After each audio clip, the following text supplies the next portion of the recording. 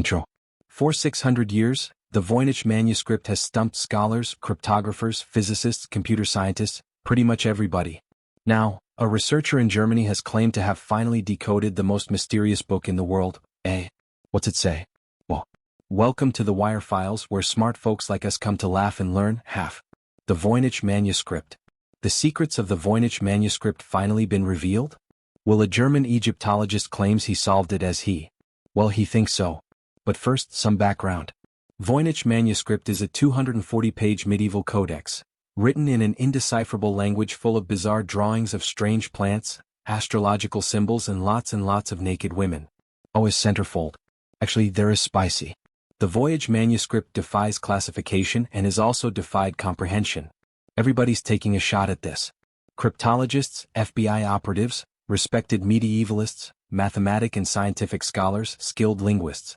They've all been left stumped. Even Alan Turing took a crack at it and came up short. So sorry.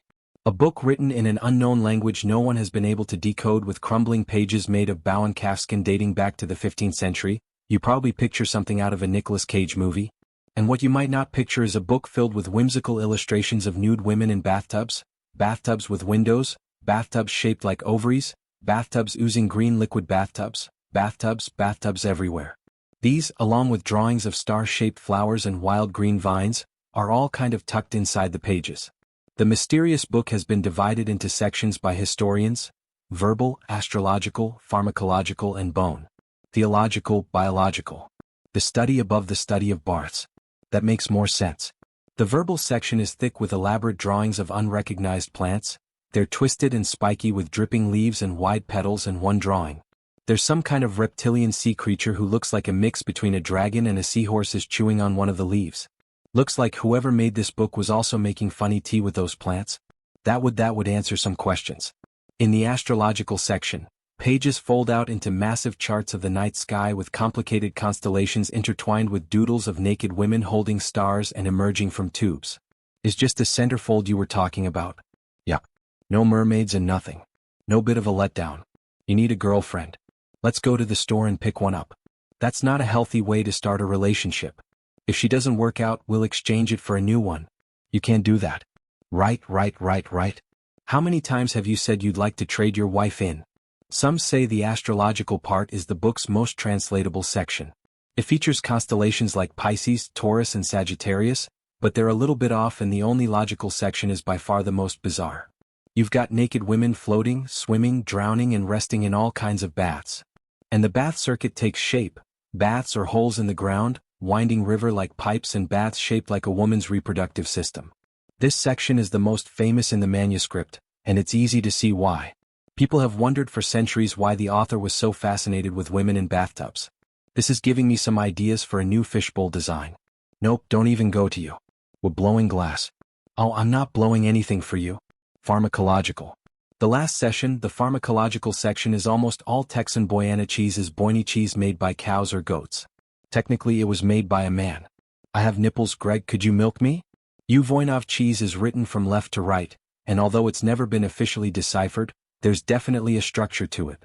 Researchers have concluded that the language has 20 to 25 distinct letters, but nobody's been able to figure out how the letters fit together, according to crypt analyst Elizabeth Friedman in 1960. To anyone who attempts to translate, it is doomed to utter frustration. Same goes for trying to understand what you do about rhythm. Can argue with that. The theories about the Voynich Manuscript are all over the place. Some think the book was written by philosophers in a secret code only they could understand. But my favorite theory is aliens. Yep. If you Google Voynich plus aliens, you get all kinds of great stuff because it contains a language that cannot be found anywhere else on the planet. And given the fact that the ancient manuscript depicts star charts that are unknown to us, the Voynich Manuscript could have been created by a being not from Earth, who during the 1400s crash landed here knowing that humans didn't have the necessary technology to help them return to his planet. Maybe the alien visitor decided to chronicle his remaining life on Earth inside the manuscript, a coloring book. Oh, I love the internet. After hundreds of years of failed attempts to translate it, no theory was really off the table. But this June, one man claimed to have cracked the code once and for all. According to German Egyptologist Rainer Hartig, Voynich cheese is actually based in Hebrew. He concluded that the text must be a Semitic language, and given the European imagery in the book's illustrations, he narrowed the options to Arabic, Aramaic, or Hebrew, which were languages spoken by the European scholars of the Middle Ages. After identifying a connection between certain Voynich characters in Hebrew, he managed to translate the first few words and then full sentences. It will be years, Voynich says, before the full manuscript will be translated. So what's it say? Mostly gibberish. Experts in ancient Hebrew are not convinced that Hanting cracked anything. They've poked more than a few holes in his translation and said he's taken quite a few liberties with the language to try to derive meaning where it just doesn't exist. About us. Over the past few decades, at least 60 Voynich solutions have been published so far. All of them have been debunked. In 2019, David Cheshire, a research associate at the University of Bristol in England, thought the book was written in a language lost to time. A predecessor to modern English and Spanish, he told Roman Studies. When I realized the magnitude of the achievement, it was like a eureka moment. And Cheshire's news hit the media like a tsunami and was debunked with the same amount of force. Botched research and a rush to publication added up to a pretty embarrassing mess.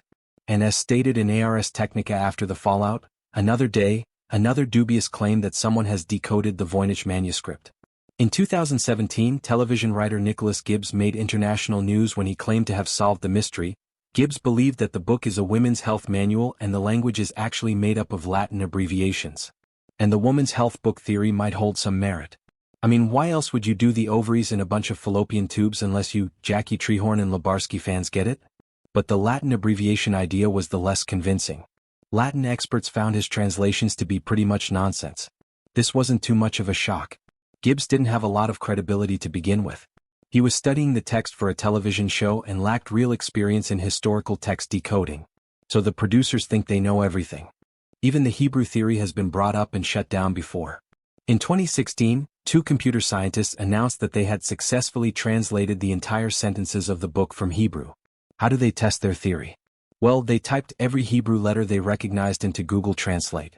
According to their findings, the first sentence of the manuscript reads, "She made recommendations to the priest men of the house and me." And people seemed legit. It wasn't. Hebrew experts reviewed this work and said the translation wasn't even close. Now, while the language of the Voynich manuscript remains unknown, the book's history is slightly less mysterious, although there's still a few hundred years not accounted for. Historians at the University of Arizona have carbon dated the book to the 15th century, between 1404 and 1438, and clues such as the style of the illustrations, the type of pigments and paints used and the calfskin that the text was written on all indicated probably originated in northern Italy.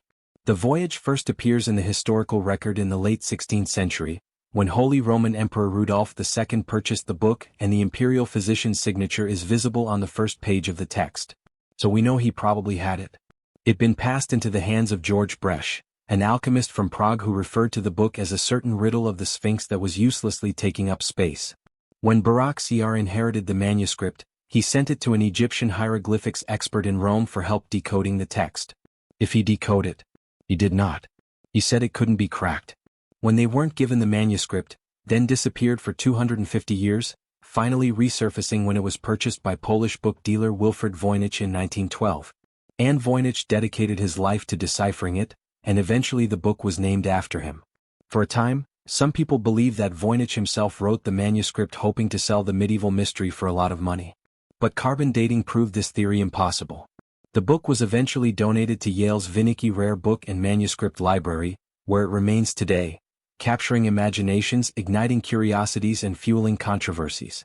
Conclusion. Historians and cryptologists, linguists and scientists continue their search for the Voynich manuscript's meaning. The most logical theory to me is that it was a hoax perpetrated on Emperor Rudolph by Edward Kelly, a medieval scam artist. Kelly would go into these trances, reclaim to be able to speak to angels, and other people would then write down what the angels said in their angel language. A lot of people spoke this angel language. No. What did they write down? Just, nonsense. That is not at all helpful. It's not.